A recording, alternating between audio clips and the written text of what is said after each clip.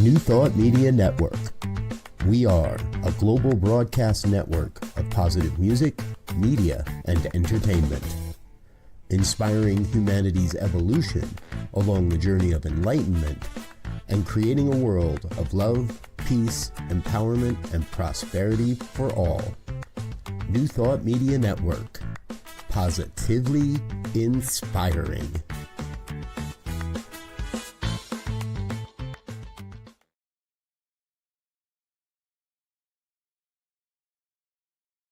Please help us say thank you to all of our organizational sponsors, including the Hefferland Foundation, Affiliated New Thought Network, International New Thought Alliance, Science of Mind Archives and Library Foundation, Center for Spiritual Living Denver, Center for Spiritual Living Midtown, New Thought Philadelphia, Center for Spiritual Living United Life, Sunshine Cathedral, Planned Happiness Institute, Summit Center for Spiritual Living, One Heart Retreats, Universal Joy Center, Unity Kitchener, Unity Spiritual Center Ottawa, Home Center for Spiritual Living, Satya Center, Begin Within Ministries, Center for Spiritual Living North Jersey,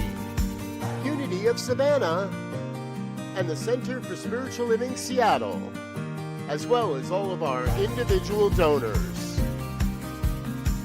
On behalf of New Thought Media Network, thank you, and please like, share, and subscribe. New Thought Media Network, come be you.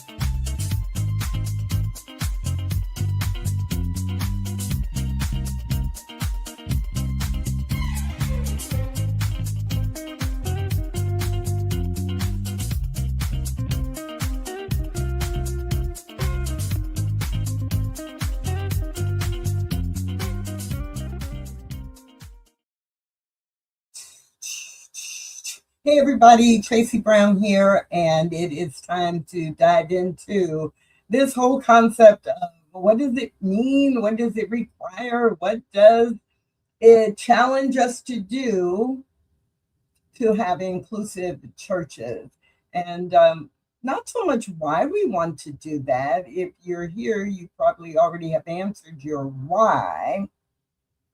But definitely, what we like to talk about and think about is the how.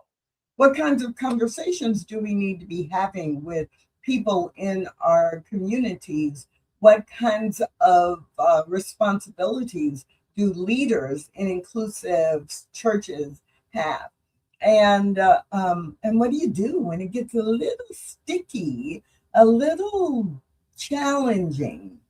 And finally, we also sometimes want to talk about how do we celebrate our progress.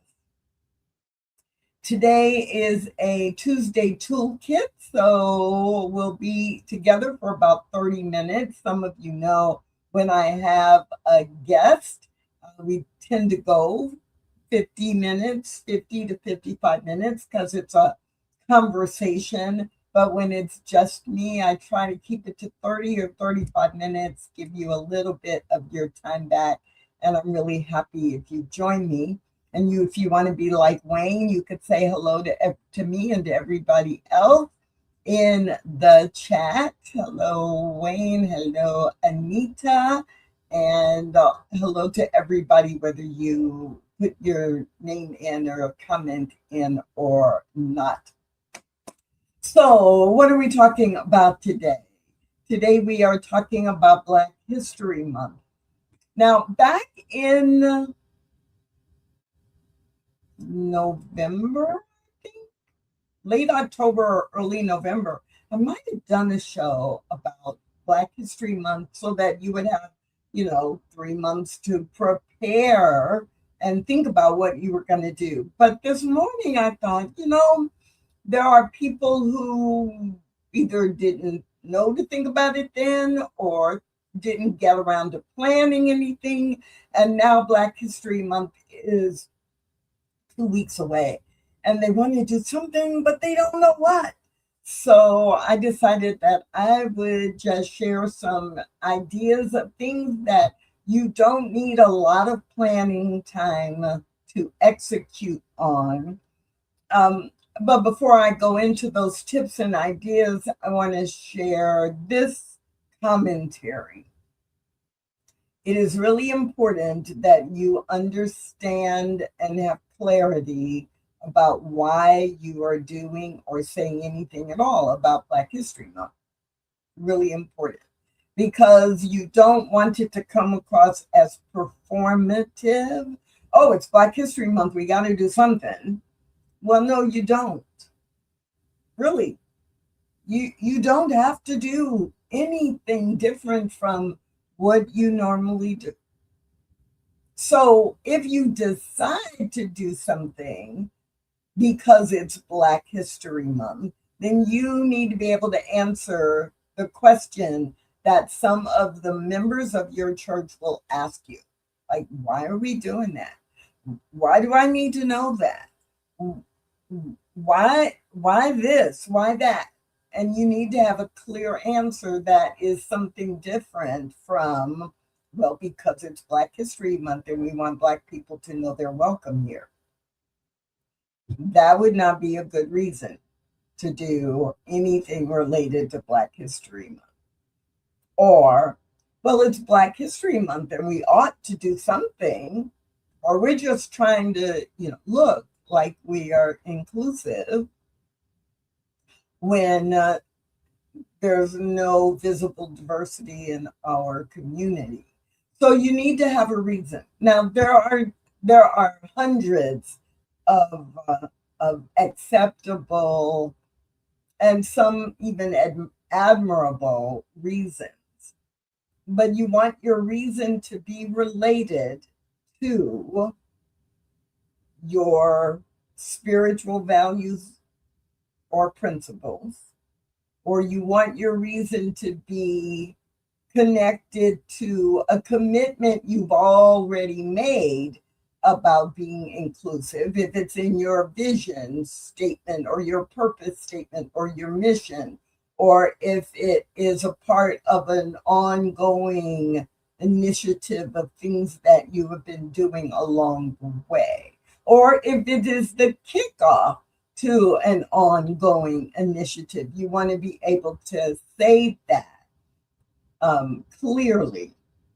And so I want to start there, because I think one of the unfortunate mistakes that happen is that people will say, oh, I'm so proud. Like they'll be really proud that they're doing something, and they don't understand why it backfired, or why people thought it was a waste of time, or why they got negative feedback from members of their church or members of their community. And when they answered the question or the challenge, it didn't help.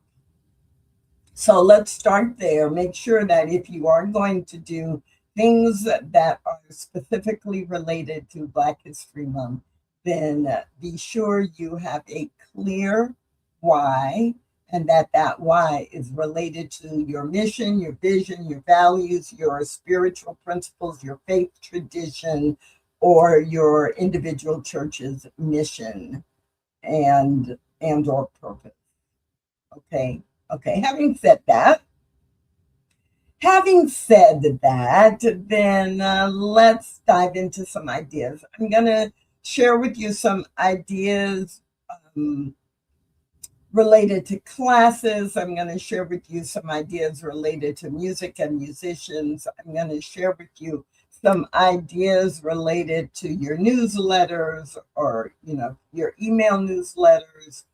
I'm going to share with you some ideas about signage, and then I'll end with some ideas about if you are a minister, or if you were, or someone who will be giving talks during the month. And I'm putting that to last because, right, the show, Inclusive Church, we're really clear that leaders are serving in many different roles. And so I'm not going to start with the one that most directly affects ministers more. So we'll end with talks. So let's talk about classes. You may classes and events. So you may be planning some event, or you may be teaching a class, or you may be the TA, the teaching assistant, or the technical assistant for a class. And so in that way, you're part of the leadership, or, and if you're teaching the class, obviously you are part of the leadership. And so,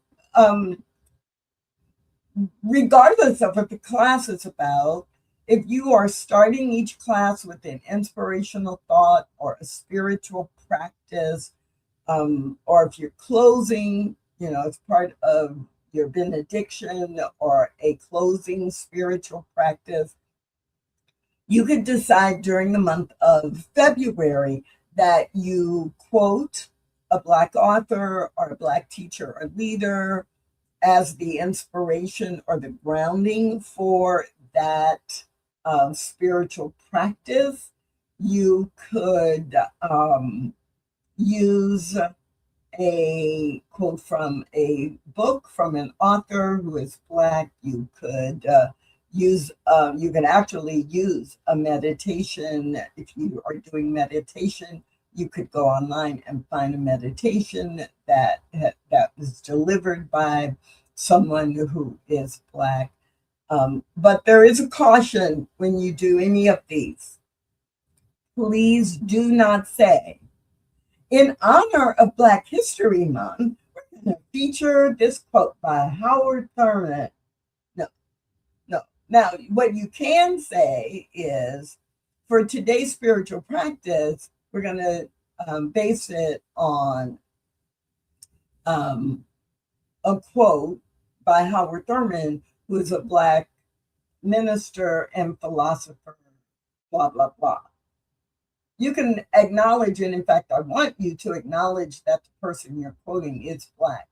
But the phrase, in honor of Black History Month, like, hey, it's really special. We don't quote Black people any other time of the year, but because it's Black History Month, we're going to quote somebody Black. Ah, yay. Please don't do that. Please don't do that. Use the information, use the ideas, use and build on the content, and absolutely acknowledge that this person is Black, but don't don't play up, oh, we're pulling out the Black folks this month because it's Black History Month. Acknowledge and inform. And the reason you do still need to inform people that you're quoting someone Black, you should do that really 12 months of the year. But you do need to do that, because otherwise, if they're not accustomed to you quoting someone who's Black or Asian or Latinx or someone other than someone who's white, then they're going to assume that person is white if they don't know who it is.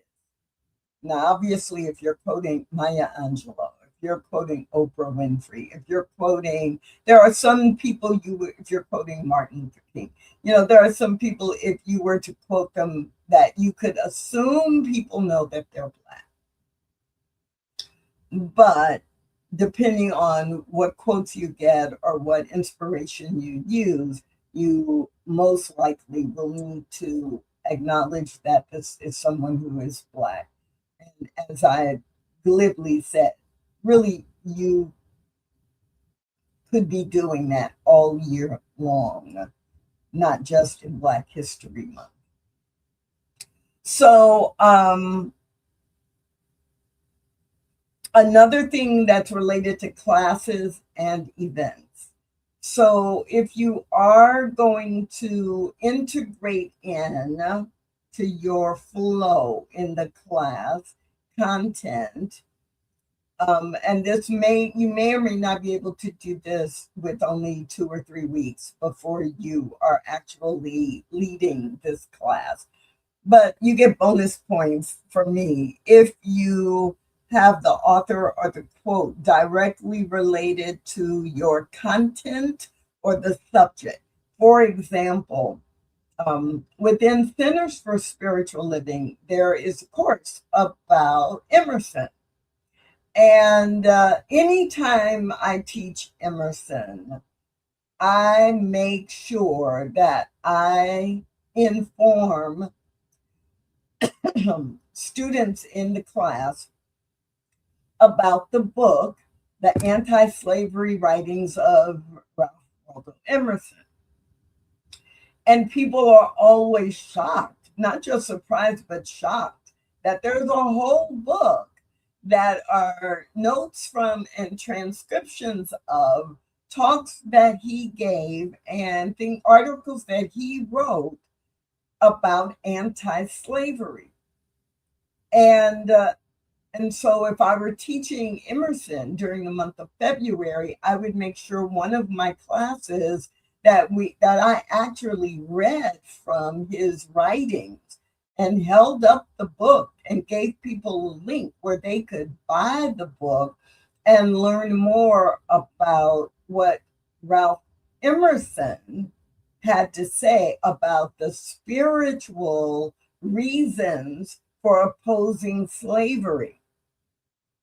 Not the political reasons, but the spiritual reasons and what people of faith needed to do, what actions needed to be taken in order to affect a change, to be in alignment with moral and spiritual values. And we don't do a lot of that we don't do enough of that in New Thought that actually utilize our spiritual principles to motivate individual and collective action. And so many people, right, just are like, oh, well, I'm too spiritual, I don't get involved in all of that. Or I'm so spiritual, I will do my prayer work and that will shift everything.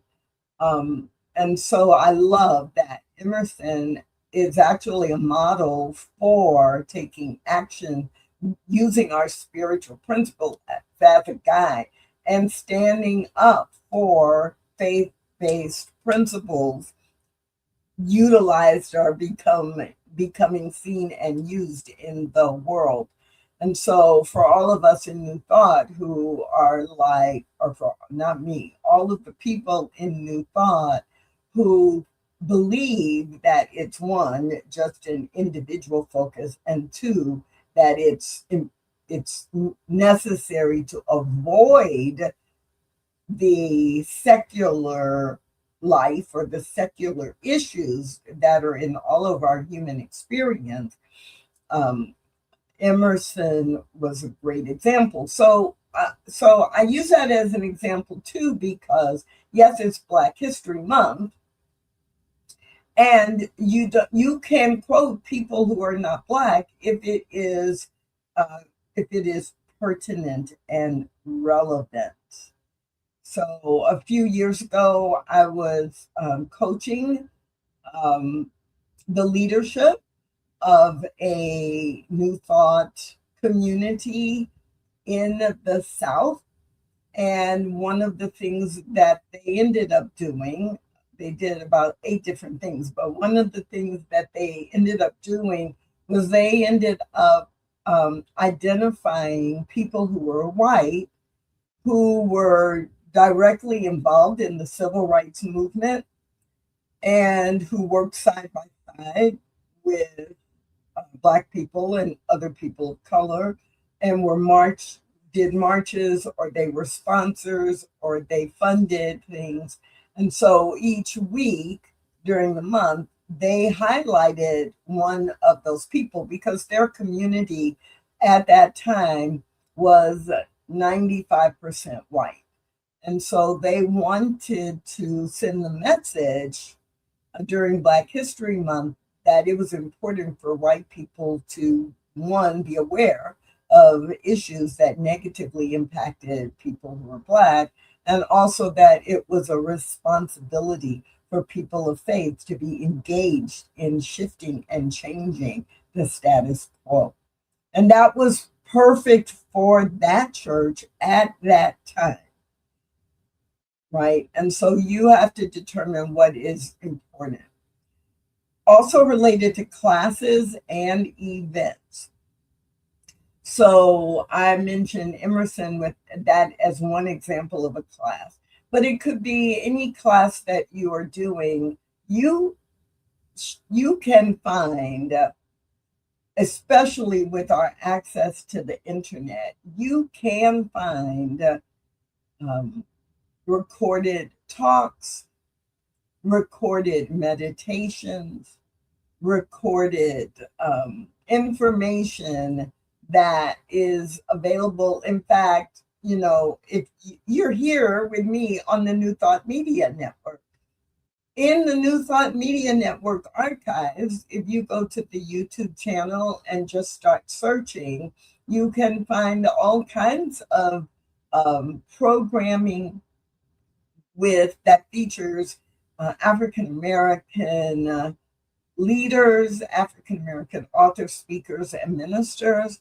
You can find recordings of Black History moments from years past and share them in your class or use them to open or close your class.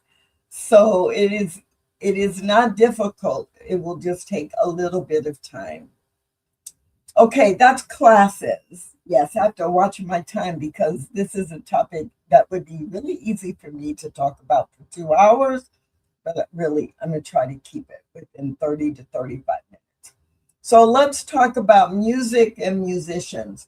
Now, for most of us in our churches, the musicians are already lined up for February. Right? We're in the last third of January. We know who the musicians are going to be for the month of February. But there are a couple things you can keep in mind. You can keep in mind that you can ask your musicians to find and use at least one song each week that is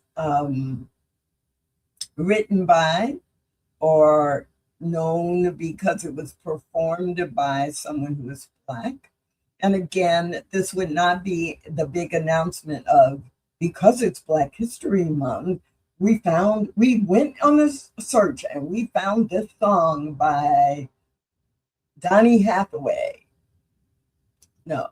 Now you could choose a Donny Hathaway song and you could introduce it by saying, and this is a beautiful song with an important message by African American artist Donny Hathaway, and then perform the song, right? It's back to the other thing. Do you know you're doing it because it's Black History Month? Yes. But every time in the course of delivering content, if you say the reason we're doing this is because of Black History Month, you're actually sending the message to people again that we don't have to highlight anybody Black any other time during the year. A mistake that many churches make is they'll hire guest musicians. And it'll be the one time in the year where they have a Black guest musician. And that is more harmful than good. If you've already done that, great. But make sure that between March and next January, you have invited Black musicians at least 2 or 3 more times.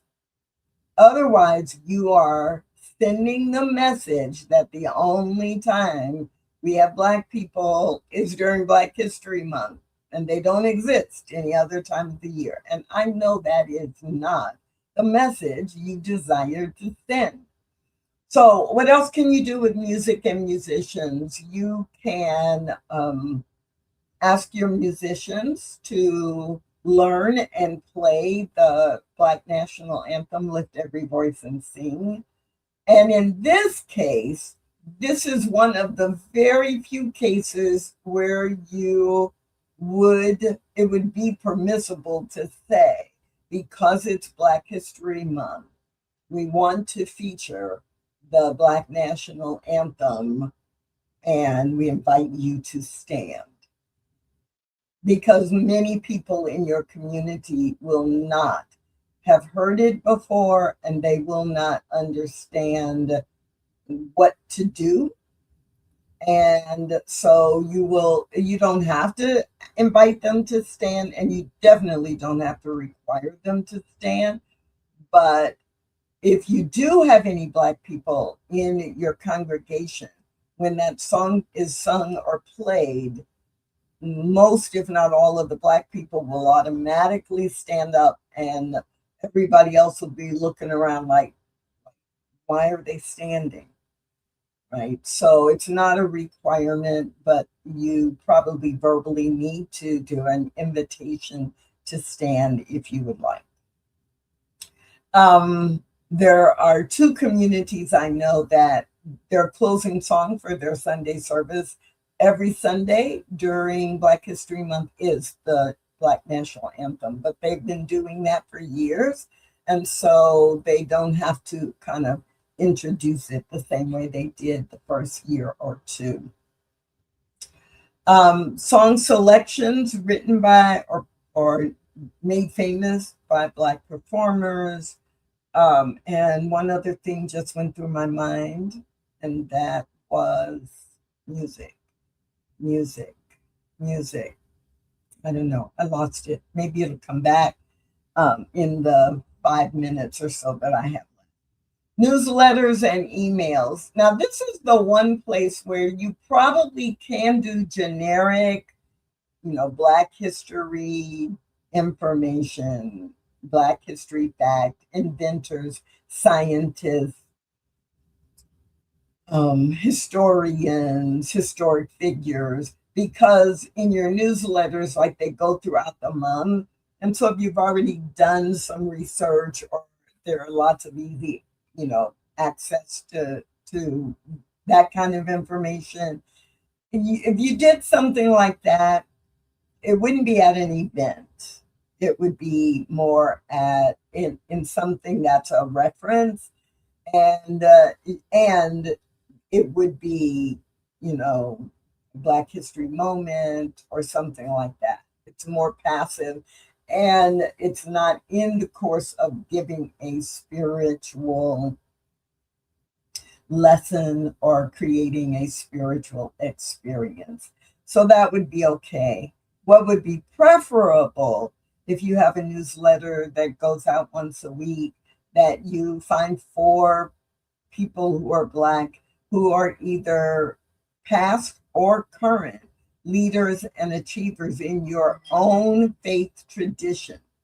Because if you can, it's always better to feature someone Black whose people have something in common with, right? Oh, they taught science of mind, or oh, they were a minister or are a minister, a unity minister, who also has done these 3 things, right? And that is what is ideal. That is better if you can find people who are Black from your own spiritual tradition. If you don't have time to do that and you still want to do something like in your newsletter or email, then you can feature authors and inventors and poets and people who your community may not know about. If you're going to do that, then don't use if let's say your newsletter comes out once a week, you only got 4. So don't use 4 people everybody's heard about. Like, be creative, maybe. All right, so I'll take my judgment out of that. And then let's talk about signage. It is okay to have some unique poster if you're in a building, right? And you, or even if you are setting up each week and taking down each week.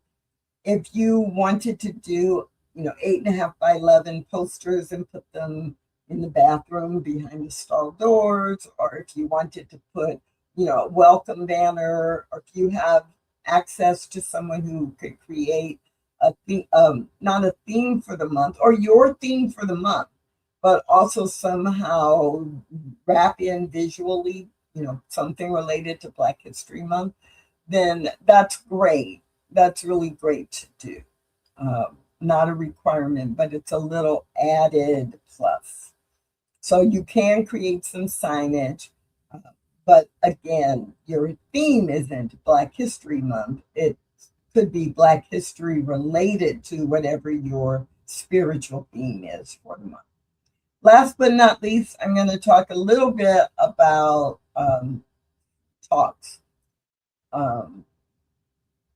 So if you're a minister, or if you are not a minister but happen to be doing a talk during the month of February, then the same thing that I said about in classes applies.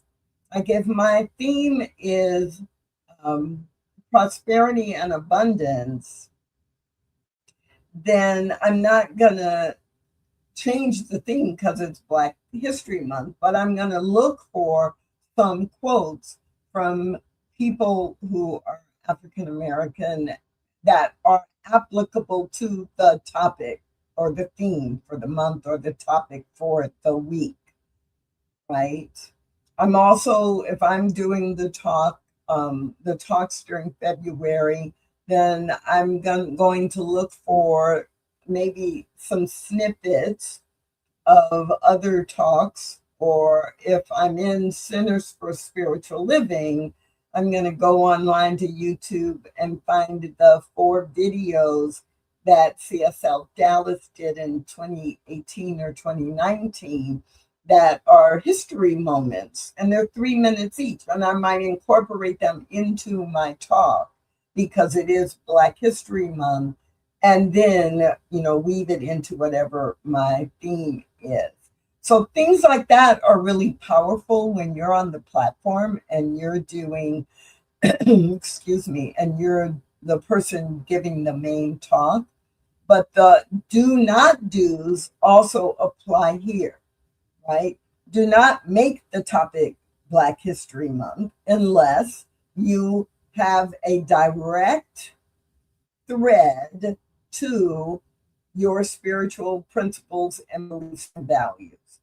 Do not just share general Black history on a Sunday morning or on a Wednesday evening, if that's when your weekly service is.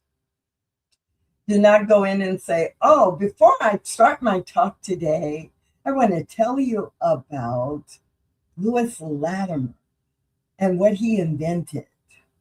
Okay, now that's done. Let's talk about a real subject. So don't do that. But when you can, weave in.